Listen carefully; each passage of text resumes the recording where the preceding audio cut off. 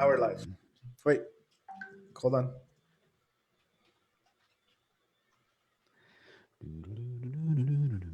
And we're supposed to be looking at YouTube or Facebook. Okay, so now I believe we are live. Um, Yep, I see it. all right. I see it. Bravo. Well, good morning, Las Vegas, for the third time. It's a charm, as they say. Um, welcome to the Uraine and Ordonez 5 Diamond Group, episode 1 of our podcast. It is Friday, May 22nd. And if this is repeating any information, I apologize ahead of time, but we're working it out. Friday, May 22nd means, according to the CCUSD school schedule, we are now officially in summer vacation mode, man. So be it, and welcome to summer of 2020, as chaotic as it is. Yes, it is. It's fun though. Definitely Yeah. fun because you put that mindset in it to make it fun. Probably a huge portion of the population has an alternative perspective, but Well, there's nothing we can do about it. So you make it unfortunately, what it is, right? we just gotta make it the best as possible, right? Absolutely.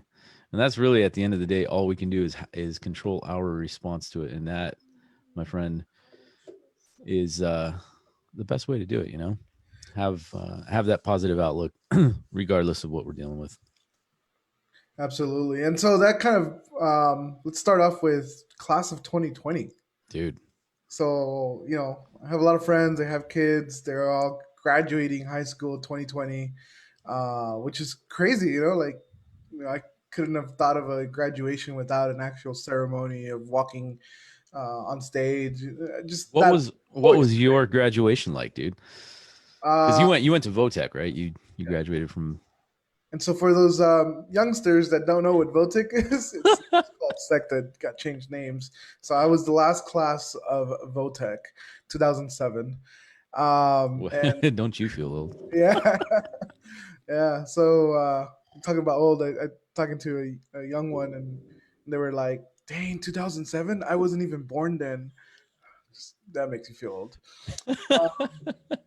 That wasn't my kid. Yeah, no. But it was, yeah, the Orleans graduation. Got to do the whole, sitting down, hearing about. Okay, so you guys graduated in the Orleans arena. Yes, yeah, we had Cool. a couple hundred, like 300 and some graduates, so we needed a space big enough for. And that was all just your high school. You guys didn't combine with anybody else? Correct, just class of 2007 Votech. Right on, man.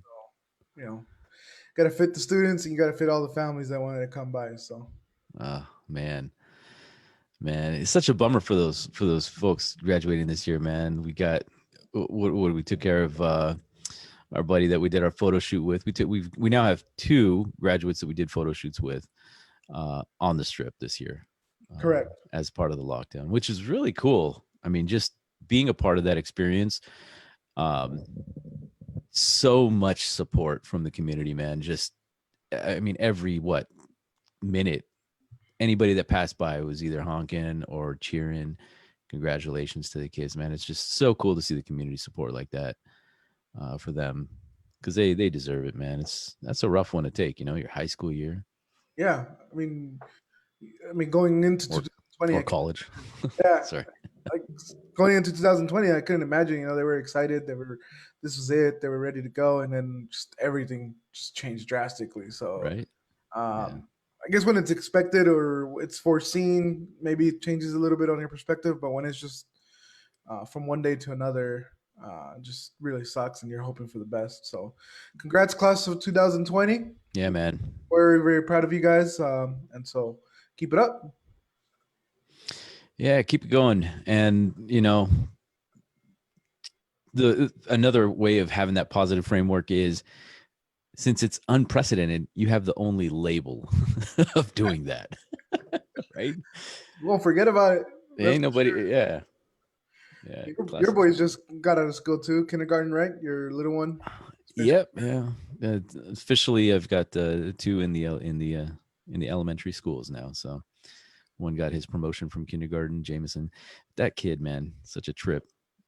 The first 3 weeks of kindergarten, every day was literally a struggle to get this kid to go, and he did not want to let go. He enjoyed school, he loved his friends, but the moment he realized that I couldn't be there, it was like this power struggle of I have to psych him out just to be able to get him through. And now, you know, he's super excited about jumping into first grade, which is pretty cool. So So he's probably been enjoying homeschool right now.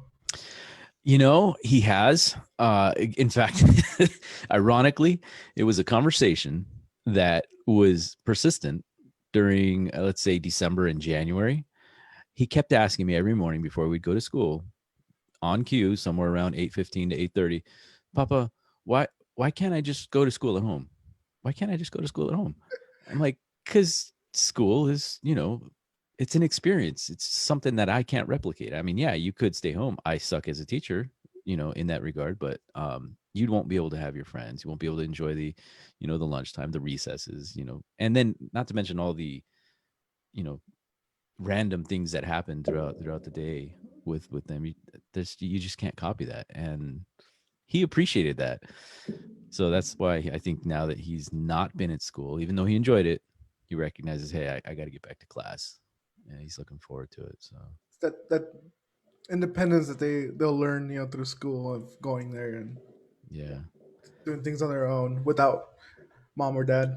totally, totally. Well, let's move on to the next subject, which is our weather for the week. I mean, parks are opening. I've seen parks a lot more full now.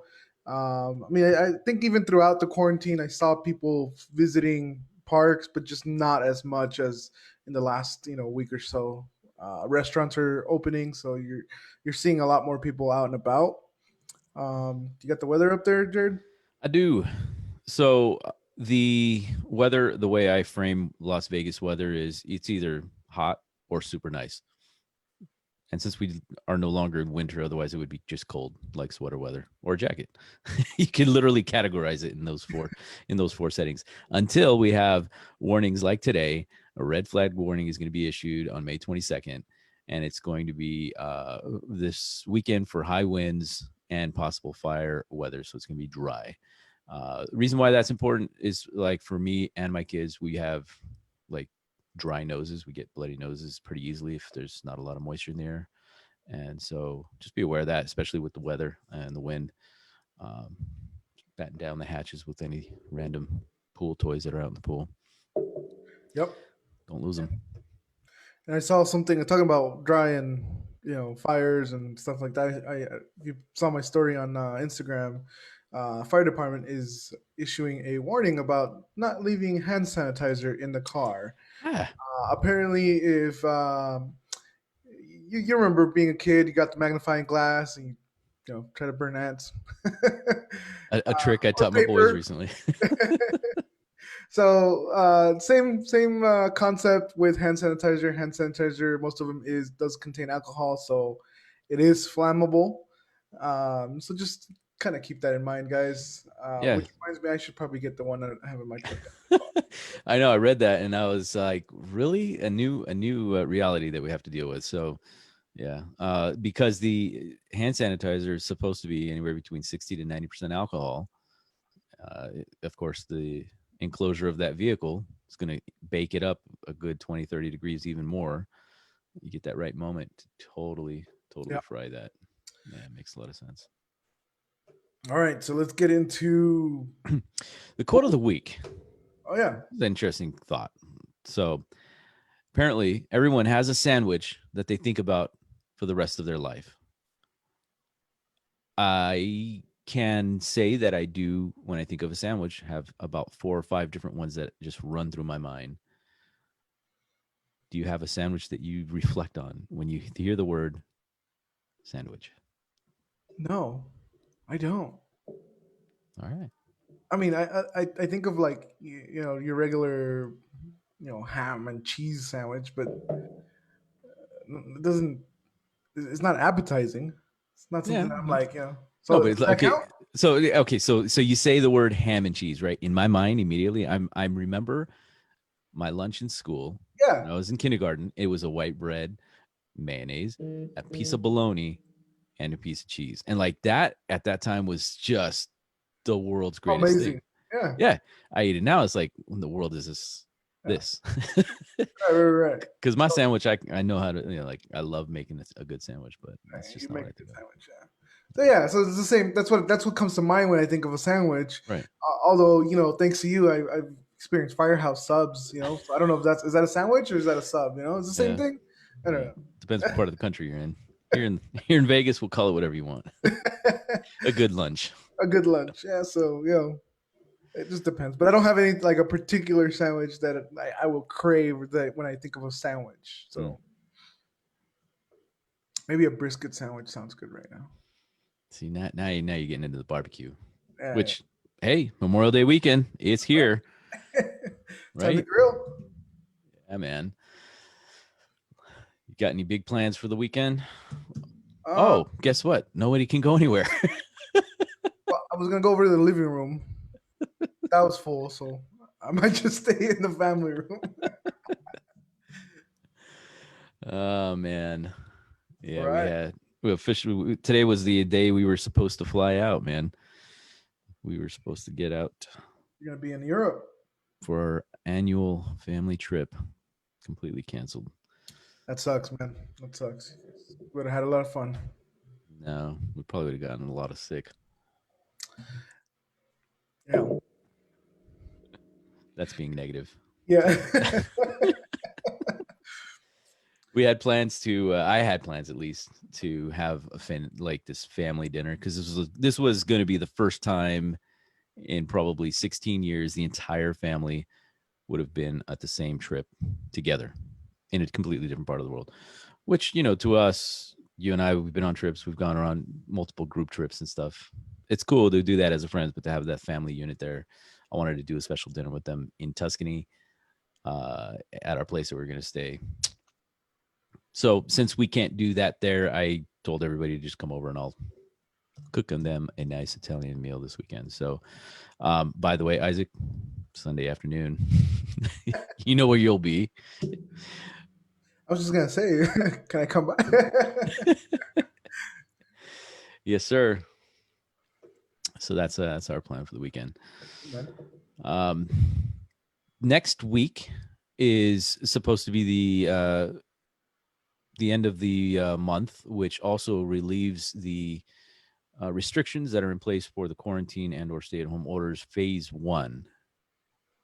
We still don't know exactly if phase 2 is going to be opening, and what does that look like, at least on the casino front, because with Memorial Day weekend here, a lot of people think about coming to Vegas, but unfortunately that's not happening, right? For a lot of other folks across the country. Uh, you're kind of tuned into the casino segment there, man. What's that sound like? Everybody has a. So first of all, everybody has to submit their plan to the gaming board and get it approved. So what was it? Caesars, I want to say, that just posted the CEO posted a video last couple days explaining how the process is going to go. Wynn's been like the most proactive. They've had a like 22-page plan since day one, Right. because they understand that things are not normal. If ever at one point people thought that we were going to go back to just like nothing ever happened, boy, were they wrong? Right. Things had to have a game plan now. So with that said, casinos are now not charging parking, which is great. I don't know why. Concept.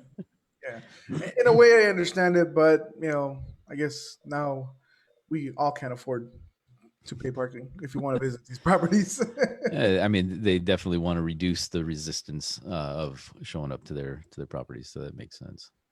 Yeah, so I believe 50% occupancy is going to be the new norm on all casinos, including hotels and casino floors and restaurants, and so that means that unfortunately we're probably going to see a 50% employment only as well. So Hmm. that's kind of sad to see, but It makes sense that keep it as minimum as possible to reduce any risk of spread. So my dad works for the Wynn Casino, so their protocol is to they have to fill out a questionnaire. They're going to get their temperature tested. They're going to receive masks and I believe gloves as well uh, every single day that they enter to work. Hmm. And so they will and again they've been so proactive. They've been really good about taking care of their employees. I'm pretty sure that they're like the employee morale is through the roof because throughout this whole entire 2 months they've paid Paid all them. their employees, Yeah. including the ones that had just started. So Jeez. that's just amazing. So if they do get COVID-19 through work or in the time that they're working, they do have paid salary until they get better. Hmm. So that's another plus for working with them or for them. So kudos to Win. Definitely a huge win to them because they're a powerhouse. They're kind of literally an icon. I would consider them to be one of the, and they intended to be the gem of the strip. Um, and I definitely respect and appreciate their leadership on that. So Yeah, yeah, absolutely. So but it's still up in the air as far as an actual open date. We're just waiting for final word from the governor to see how that works out. And with I, all intents and purposes, they're trying to do their best to just manage that question. I think everybody's shooting for June 1st. I mean, I think that's the target date for everybody. That's what everybody's preparing for. Versus like mid March, end of March, when things were still up in the air. There wasn't any, even though there was a protocol or some idea of a protocol, nothing was being taken into action. Where now, like for example, my dad had to go get tested for COVID-19 to be able to be eligible to return to work. Wow. So now there's actual plans and actions versus just hey, here's our plan. This is what we're gonna do. Good. And they're still pending. And if they don't open, of course, that's going to be a whole different conversation they've got to deal with at that point. But at this point, everybody, for the most part, except for the ones that have been let go, like what was the one that just let everybody go? Station Casino. It wasn't Station Casino. It was one of the smaller ones. I know the one Oh, the Rampart. That's what it was. oh Rampart. Oh, okay. Yeah, they literally did a phone call voicemail earlier in the week and just let everybody go. Wow. Which seeing that kind of collapse there, it's going to be interesting to see how that turns out. But those are the indicators that everybody was warning about, preparing for, and who knows what would happen. And well, here we are. So that takes us into the market conversation, man. Like as far as the economy goes, there's a lot of pressure to be able to get the economy back going, be able to try and get back to some sort of normalcy. And while we've done as far as managing this experience into this point pretty good, now it's the reality. This is where the rubber hits the road, and going forward, it's going to really determine how long or how short this goes. So yeah, we could go full force into this economy and get everybody back, but at what cost? Well, that's kind of like the never ending question at the Absolutely. moment. As far as our current activity in the marketplace here locally, we're gonna before we do that, we're gonna do a plug. This podcast is brought to you by the Uraine Ordonez Five Diamond Group, offering full real estate services throughout the Las Vegas Valley, servicing the Northwest, downtown, West Side, Summerlin, and Henderson. Man, that was a expensive ad. 10-second spot, buddy. That's all we can afford. Well, shall we show the numbers for Bring this it. last 7 days? Yeah, man. All right, so 934 new homes for sale. These are new listings, so keep that in mind. These are listings that were just brought onto the market. 943 total offers accepted, and 538 properties were transferred, sold, changed ownership. So that's pretty darn cool to see. this type of activity still throughout everything that's going on. And so it speaks to where we've been walking into this whole pandemic. Early March, inventory levels were just super tight. 2 months, just a little over 2 months, which is critical level. And to see an increase of listings take place is positive. We need to keep hitting that positive number to get us into a normal zone. What that definitely speaks to is the demand from buyers, even in the face of all this experience. Because while there's a huge portion of the country at this point, I think they're speculating like 15% at the moment, is technically unemployed. There is an enormous segment of the population that is in the process of moving forward and purchasing. So, and even after we start getting back to this normal, a large percentage of that will go back on it to work. So that's the expectation at the moment. And here's a question I got yesterday. A good associate, somebody who I do business with outside of real estate, um, called me and said, hey, I bought. I used to own a home. I used to own two homes, back in before the last recession. And he had, he lost them like a lot of people did, and he is now looking to purchase. And he said, well, I don't want to make the same mistake that I did in 2007 when I bought right at the peak of the market. And I totally understand him. And a lot of people have that fear: is, hey, maybe I rent for another year and get this killer deal next year. Um, I mean, we can't predict the future, so we can't say that that's not 100% sure. We can guarantee it, but everything indicates that that's not going to be the case. All the economists are saying that it's not moving in that direction. Are we going to see a correction? Yeah, but we were due for a correction regardless. Overdue. Yeah. Yeah. And so as we see more properties come on the market, we're going to see a little bit of a decrease. But here's if you get a or even $20,000 discount on a home next year, but you're paying a 1% higher interest rate, you pretty much should have just bought now, and you're going to pay rent no matter what. Yeah. In fact, this slide that I've got right here shows the appreciation values as of January. Pull this up real quick.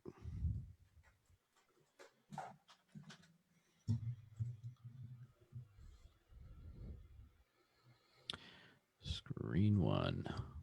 Screaming. Are you able to see that? Not yet.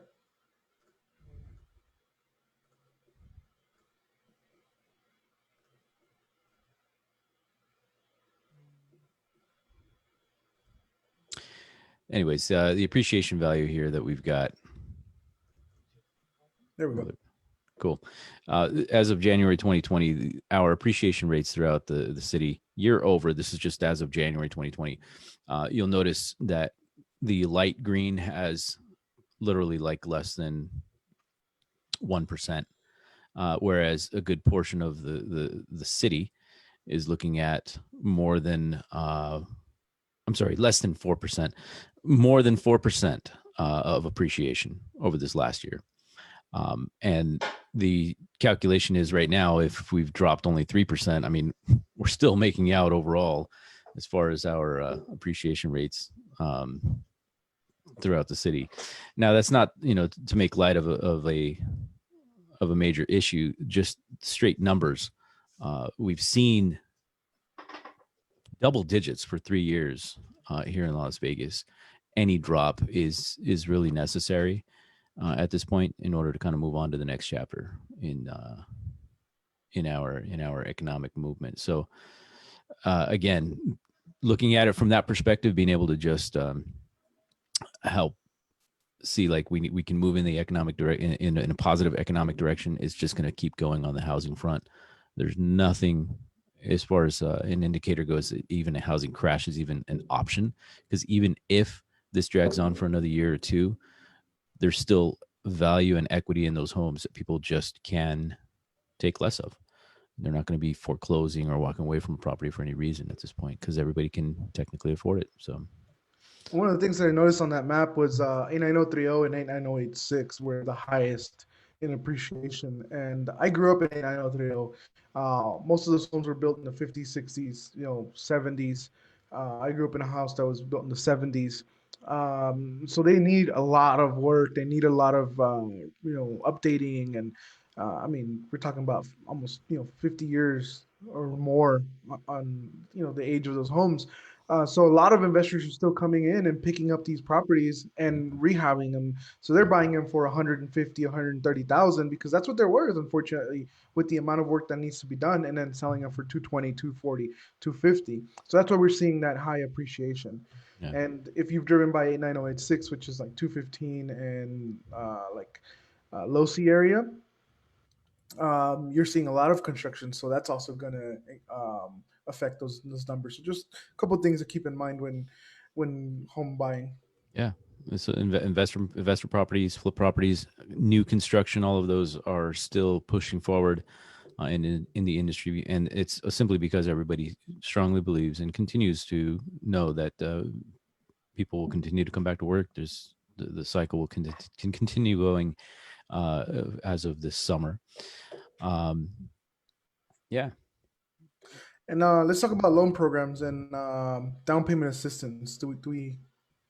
Were we able to find our guest speaker? Let's see. Are you available again?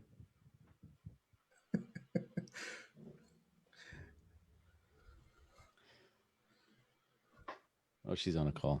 Or? Apparently Okay. not. Yeah. So I got a call yesterday from a buddy of mine. His sister's looking to buy, and talking to her, she's said that she's spoken to a couple lenders, and they told her the down payment assistance programs are no longer available because of COVID-19. So not sure if they misinterpreted it, or maybe they were thinking about the Hope program. Mm. um, but the reality is there is still down payment assistance programs. So if you are a first time home buyer, if you don't have a lot of money saved up, or you want to save your money, there are still programs that you can move in with very very little out of pocket. Yes, there is. On any given day, there's pretty close to about a dozen different down payment assistance programs that are out there. The one that everybody was waiting for, which was earlier this year, Hope Brings You Home, that one, yeah, obviously expired back in March.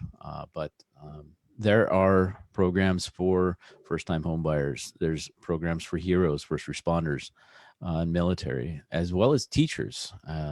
They have specific programs available for them as well. And so those, just so that anyone who doesn't know what a down payment assistance program is literally cash available that is put towards your down payment closing costs. And it's used in specific scenarios to help offset your out of pocket expenses. And a good portion of our clientele uses that frequently because they take advantage of it. It's the money that's available. So, depending on your needs, your situation, there are various programs to consider that you can take advantage of. And it's super important to work with the right people, the right lender to help you offset your costs on that front. So, from what I understand, rates they've gotten even lower today. They've been adjusting based on the type of program. If you've got an FHA loan using down payment assistance, you can actually get a better rate than, let's say, a conventional loan out of pocket. So, I mean, rates are just ridiculously low, and so if you're looking to save short term, yes, you might be able to get you might be able to save thousands of dollars a year from now. But if you're looking to save long term, which is going to save you a lot more, getting a rate at like 3% is going to be a lot more beneficial. We're talking about thousands and thousands of dollars in savings versus saving $10,000 or even $20,000. You can probably save 50 or 60 or even $80,000 in interest over the term of the life of the loan. right. Yeah. Big picture, small picture. Right. Yeah. It's all about getting the right information the first time. Oh, there's another tag. If you want the All right right. information the first time, reach out to the Five Diamond Group at EXP Realty. Sorry. Having Flash. fun? Yes. So you have a background in radio, so this is like natural, and this is just your my your zone. ecosystem, your environment. Yes, sir. Spent first 3 years of my career life in behind the mic. Loved it, missed it. Yeah, And yeah. that's actually why I love this moment in history right now in real estate, because of the power of technology, the demand for technology in this case. So it definitely makes it a lot more fun. And you, sir, you've been getting out of your comfort zone, doing the videos, Um, crushing it on social media. I had no choice. That's where everything is being directed to, you know. So Yeah, and so that was, this brings another. I know that I'm gonna go off subject a little bit, but this brings another topic of maybe we can have this conversation down the line. But small businesses, they're gonna have to readjust to everything that's going on. So working at the bank and putting our clients in touch with merchant services and small business solutions, there was certain technology that's always been available, and it is expensive, but a lot of small businesses didn't see a need for it, and including a good friend of ours who has a small business who I've encouraged to. Um, get emails, get contact information to be able to keep in touch with the clients and keep them update them as to the status of their stores and any specials. And he didn't see a need for it, and now it's like oop, it's not a now you're want backtracking. anymore. Yeah, it's not a want anymore. It's a need. Right, Unfortunately, as demand goes up, prices go up, and so yeah, it was expensive back then, but it's probably going to be even more expensive now as demand for it goes up if you want to stay in business. definitely. So Well, I believe we are now at our mile marker. And did we miss anything on our outline that we wanted to cover? quarantine, what's life been for you? All right, can end on that. 2 months now. How's it feel? The first month was a little busy still, so didn't really feel the first month. This last past month, I have felt it a little bit more not having the usual routine that I would normally have, and so keeping the same routine has been tough. Just because there's no reason to be up at 6 in the morning. I have nowhere to go, so it's tough, to keep that same process going, but pushing myself to continue doing it. And Allergies have been killing me, so it's also right, yeah, so they've been really bad. And so that's in addition to all of the other projects you have outside of this day-to-day life in real estate. You volunteer personally on several different programs. You're the go-to tech for multiple groups, and then you also have a social life that somewhere in there you've been able to make some pretty cool progress in there. So, yeah, some way to put it. I'm happy for you, bro. Okay. Yeah, man. I have no complaints yet. Better not. At least not on this channel, We go live and talk about this. right? No, no, no. It's been Tell me your life's problems, Isaac. great. Oh, this is the next segment. We move now into the therapy zone. Five diamond therapy. That's right. One stop shop, man. We just do it all, right? That's good. Alrighty. How about Right you? on, brother. Oh my goodness. I've learned that I'm a creature of habit in this, and while I have experienced multiple changes in my life, I think a lot of my focus and time over the last many years have been trying to reestablish a structural routine. And so the disruption that came in March was a complete disruption of what I had been working on. And so there was a moment there where I had to get out of my own head and realize, okay, hey, you've done this before. It's no big deal. I don't know what the big deal is. So once I sat down and embraced the reality of, hey, these kids require a lot of time, and I have the time to be able to make that happen. It was really cool. Uh, the whole schooling at home. I saw already there was a lot of challenges people had or were going to have as a result of that. And I knew that wasn't going to be an issue for us and me simply because of our, how much we embrace technology. But um, getting the boys into that routine was super important. Getting me into that routine, making sure I was able to have my personal time that I needed, included in that, super important. And then being able to reach out and help others was part of something that I had to break out of my shell for, because while we do that on the business front, we do that in our personal volunteering efforts. This was completely different in the sense that these are just neighbors who had no idea that you got to enable a browser cookie or something. It's just like going back to the basics and fundamentals and having conversations with these people over and over again. So it's been, on one level, you deal with the challenges, but at the same time, it's been a lot of fun just dealing with those challenges, because it's a whole different world. And it's blown by so fast. I just can't believe how fast the 2 months went. Mm-hmm. And really, really cool. A lot of cool milestones. I think the coolest milestone I accomplished was I figured out how to do a Rubik's Cube puzzle. Like, whoop-de-doo. But hey, that was one. Teaching my son how to do it, that was a whole nother challenge. So Well, that's yeah, cool. he gave his first public talk. Jacques gave his first public talk, reading some complex words. So helping You him did do amazing. that. You did And amazing. yeah. There's words in there that I don't even think I can pronounce. So, or at least I didn't know how to, and now I know how to. I'll tell Jacques to tell you how it Yeah, sounds. please. Yeah, yeah. He can tutor me on English. So yeah, it's been pretty cool. Pretty cool to live through it and say, all right, wow, that's the way it turned out. I will say though, I'm, on one level, I don't want this to sound morbid, but I'm kind of happy that I lost my grandmother last year so that she does not have to worry about this. And then on the flip side, I have another grandma that's still alive in a nursing home right now. So she's actually in the hospital this week, not because of COVID, something else different, dehydration, which is like the fourth or fifth time she's been in there. But it's one of those things, like there's going to be something that probably, where we'll get that call and it's time, but we're hoping for the best. Yeah, So I'm sorry to hear that, but